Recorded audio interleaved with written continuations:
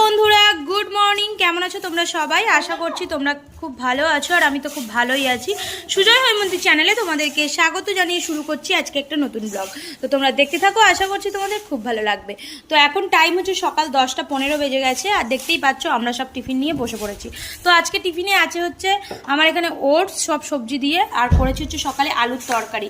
তো এতে ধনেপাতাও দিয়েছি, বেশ ভালো লাগে খেতে। তো তার জন্যই। আর এখানে বিতানিও খেতে বসে গেছে, তোমাদের দাদাভাইও খেতে বসে গেছে, মাও খাচ্ছে এখানে। আর ডাল চানাচুর নিয়েছি, তো এটা খেতে কিন্তু খুব ভালো লাগে। এই দেখো এই চানাচুরটা।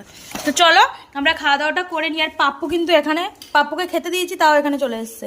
আর তোমাদেরকে আজকে একটা খুশির খবর বলবো, দেখাবো। তো চলো আগে টিফিনটা করে নিই, তারপর দেখাচ্ছি।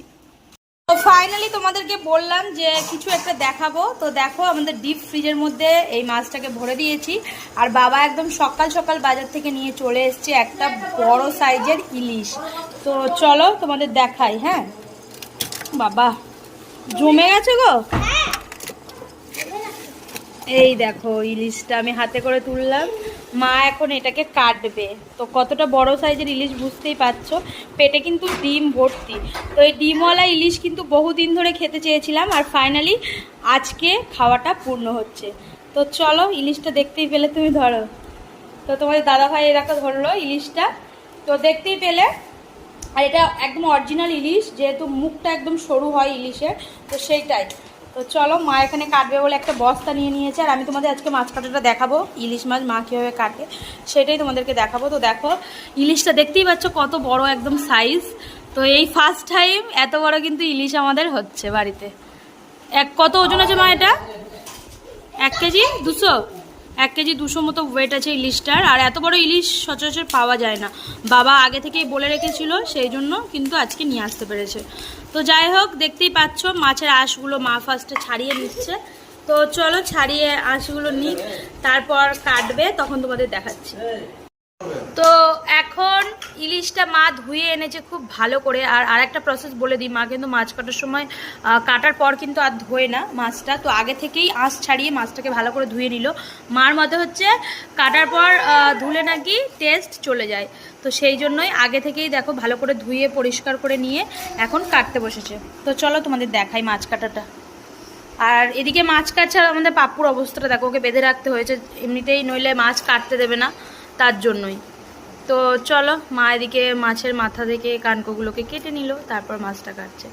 আর সত্যি ফাইনালি এরকম এত বড় ইলিশ আমাদের খাওয়া হয়নি, এই প্রথম। তো খুব ভালো লাগছে দেখতে, আর খেতে তো আরোই ভালো লাগবে।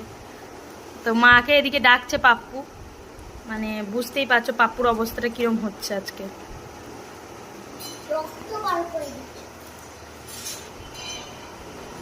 তো চলো এক এক করে মা কেটে নিক। আর ডিম কিন্তু ভরা আছে, তোমাদের দেখাবো, দাঁড়াও। লেজ আর মাথাটা কেটে দিয়েছে, বাকিটা এবার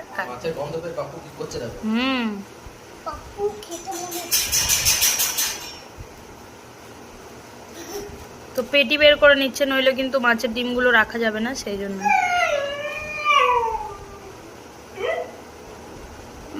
দেখো অল্প ডিম আছে, কিন্তু ডিম আছে।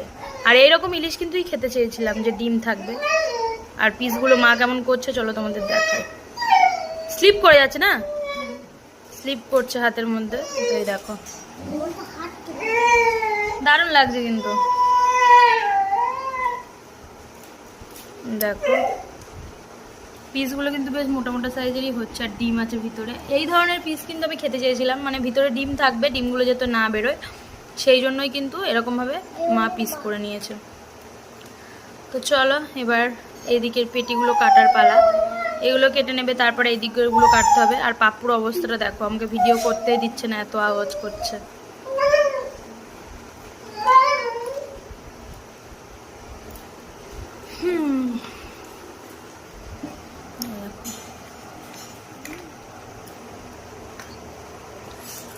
এই দেখো পিসগুলো এরকম হচ্ছে, আর এই পিসগুলো এরকম হবে। তো এছাড়া কিন্তু কাটা যেত না, যাতে পুরোটা কাটতে গেলে কিন্তু অনেকটাই বড় বড় পিস হয়ে যেত, এমনিতেও কাটা যেত না, সেই জন্য এইভাবে পেটি বের করেই কাটলো।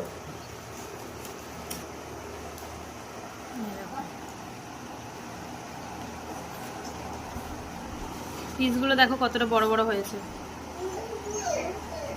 এবারে এই মাছগুলো কাটবে। আর এই যে কানকো দেখতে পেলে মাছের, এটা কিন্তু এই দেখো এখানে কেটে রেখেছি পুঁই শাক, আলু, মানে কাঁঠালের বীজ সব কিছু কেটে রেখেছি। এইটা দিয়ে চচ্চড়ি হবে, মা চচ্চড়ি করবে। আর আজকের মেনুটা তোমাদের বলেই তো দিলাম, ইলিশ মাছ।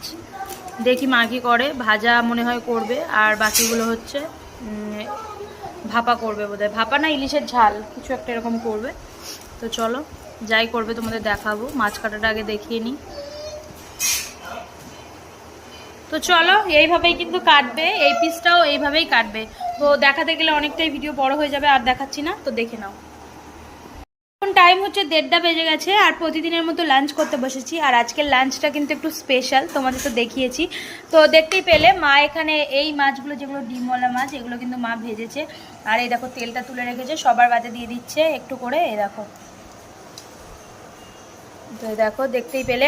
আর কি কি আছে বলে দিই, এটা হচ্ছে চচ্চড়ি, মাছের কাঁটা দিয়ে, মাথা দিয়ে, সব কিছু দিয়ে চচ্চড়ি। আর এটা হচ্ছে সেই ইলিশের ঝাল, তো সর্ষে দিয়ে ওপর থেকে একটু সর্ষের তেলও ছড়িয়ে দিয়েছে। তো ইলিশের ঝাল, এটাই আজকে আমাদের লাঞ্চ মেনু। তো চলো তোমাদেরকে দেখিয়ে তো দিলাম, আর আজকের ভিডিওটা এখানেই কিন্তু এন্ড করছি। দেখা হবে তোমাদের সাথে পরবর্তী একটা ভিডিওতে। ততক্ষণ তোমরা কিন্তু ভালো থেকো, সুস্থ থেকো। আজকের মতো টাটা, বাই বাই।